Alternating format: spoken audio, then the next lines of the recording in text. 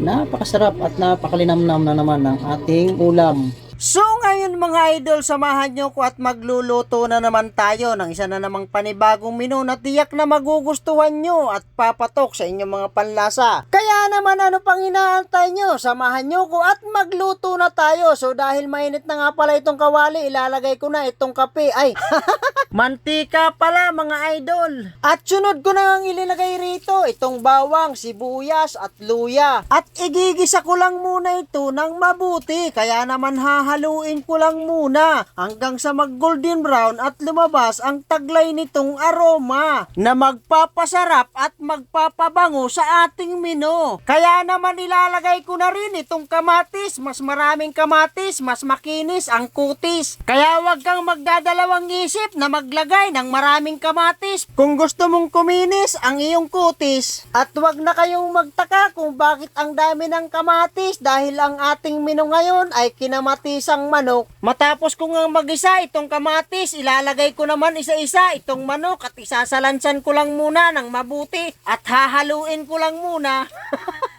Natatawa nga pala ako sa sarili ko dahil matapos ko ang salansanin ng maayos yung manok ay hinalo ko lang. So ito na nga, tatakpan ko lang muna ng mga ilang minuto para naman kumapit sa karne ng manok yung mga pampalasa at aroma ng mga sangkap na aking ilinagay. Kaya naman hinalo ko ito ng mabuti at dahil medyo okay na, ilalagay ko na rin itong pamintang durog at asin. At para maging balansi ang timpla at lasa tulad ng aming pagsasama, kaya naman hahaluin ko lang muna. At para mapalambot na nga itong karne, lalagyan ko na rin ng tubig. Dahil wala akong panukat, tansyahan na lang muna, wag lang susobra or aapaw sa kawali. At para masustansya ang ating ulam, lalagyan ko na rin ng okra. Dahil marami itong taglay na bitamina na makakatulong sa ating pangangatawan. Ako na may hindi doktor, sadyang may konting kaalaman lamang. Kaya naman nasa sa inyo pa rin ang desisyon kung iyong paniniwalaan. At dahil malapit na nga itong maluto, linagay ko na rin yung pichay at siling green. Sinamahan ko na rin ng daon ng sibuyas. So ngayon mga idol, luto na ang ating kinamatisang manok. Napakasarap at napakalinamnam na naman ng ating ulam ngayon mga idol.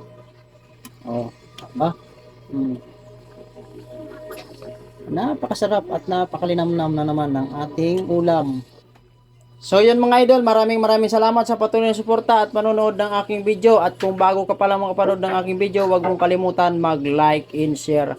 At pakipalo na rin ang aking Facebook account. Maraming salamat. Paalam!